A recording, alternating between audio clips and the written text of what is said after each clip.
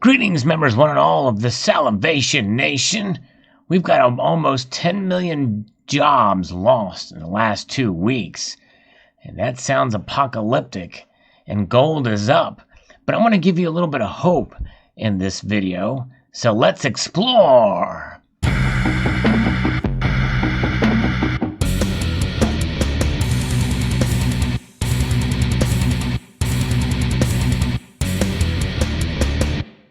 Yes, that's right. Gold posts first gain in 5 sessions. And by the way, in the weird markets, the way they are, the stock market is actually a little bit up today. And as we know, there's a lot of psychology in the markets. And so in many ways, most people say, well, we should probably just ignore the stock markets anyway. And most of us precious metal stackers, we do.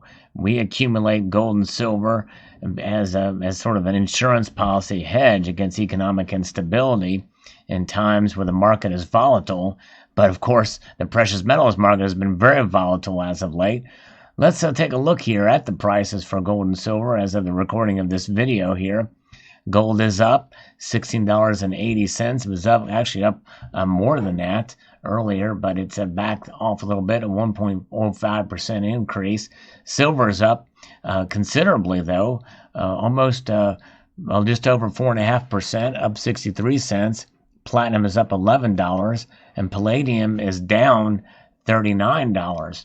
Now, we're seeing the difference. These prices here on Kitco are a little bit different than what most bullion dealers are quoting.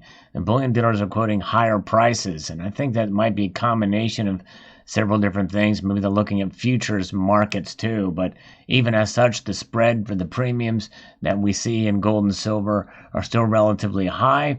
But notwithstanding the dire situation in terms of unemployment, gold futures gained ground Thursday as another jump in U.S. weekly first-time jobless claims prompted prices to settle higher for the first time in 5 sessions. The big U.S. data point this week will not be Friday's monthly U.S. employment report, which is usually the most important data point of the month, said Jim Wyckoff, senior analyst at Kitco.com. Instead, the most important is Thursday's weekly jobless claims report, he said in a daily note. Data Thursday showed the number of first-time jobless claims rose by 6.6 million people. Prior to the coronavirus, the largest ever rise in first-time claims was less than 700,000. Keep in mind the prior report was 3.3 million. The weekly claims report further confirms U.S. economy has been severely crippled by the coronavirus outbreak, said Wyckoff. The U.S. Labor Department payrolls and unemployment report is due to be published Friday, but will likely not reflect the surge in unemployment in March, as most of the data were collected in the first half of the month before many of the business shutdowns occurred to combat the coronavirus epidemic. The news, actually it's a pandemic now, the news boosted haven demand for gold, sending June future contracts up 2.75% on the COMEX, up by $46.30, or a 2.9% increase to settle on $1,637.70 an ounce, following losses for the contract over the past 4 sessions in a row. That market is the biggest one-day percentage gain for the most active contract since March 24th, according to FactSet data. May silver rose 4.62%, advancing 67 cents or 4.8% to $14.65 an ounce. Silver is outperforming gold today by almost double. Ordinarily, a firmer U.S. dollar would hold back the gold market as the metal is traded in dollars, but that hasn't been the case in the past 2 days, said David Madden, market analyst at CMC Markets UK, in a market update. In Thursday dealings, as gold futures settled, the ICE U.S. dollar index added 0.7%. Gold has been broadly pushing higher since the awful jobless claims report from the U.S., so it appears that dealers are buying up the asset in the face of deteriorating economic backdrop, said Madden. While gold found haven appeal on Thursday, the metal has seen a mixed performance as the COVID-19 pandemic takes a toll on global economic growth and sends shockwaves through financial markets. There's no clear directional signals in this phase as gold is facing a mixed set of fundamentals. Investors are worried by the possibility that central banks will reduce their purchases, while also the jewelry and industry demand could decline, said Carlo Alberto de Casa, chief analyst at Active Trades, in a note ahead of Thursday's U.S. economic data. They are unsure that investment demand will grow enough to offset the loss, said de Casa, but added that huge liquidity input that central banks are preparing doesn't appear fully priced and could be a supportive element for the bullion price in the next few months. Now, of course, Russia is not buying now. We covered that in a prior video. And then it talks about copper. But, here's the thing. There's a couple things to think about. Number one, we are getting some modeling data from the National Institutes of Health, CDC, and others, World Health Organization, that of peaks, for deaths, for hospital beds, and data surrounding the coronavirus and the COVID-19 pandemic are looking to peak around, depending on which state or which province or which country you live in, somewhere around the mid to late April, early May.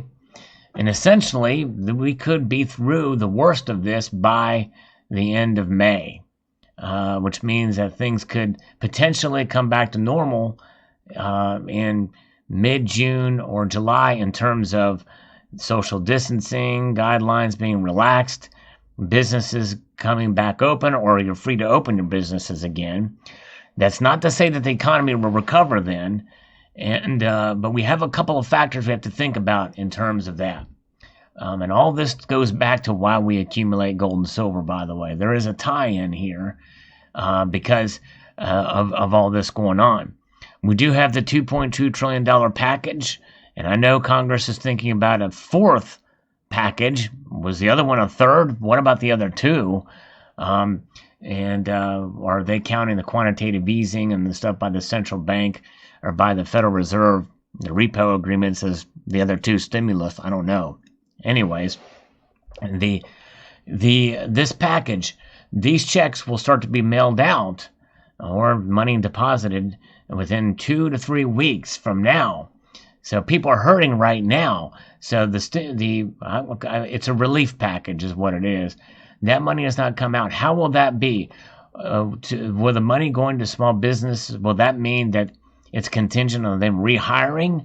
So will some of these 10 million jobs be rehires, and the jobless claims will decrease during that time to keep people going while we deal with this, while businesses are being shut down?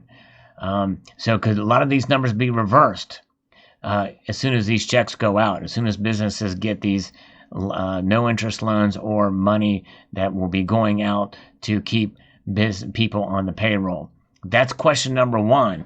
That could turn this around relatively quickly or almost immediately for most of those 10 million people in theory. I don't know if in practice that will be the case, but it's something to consider.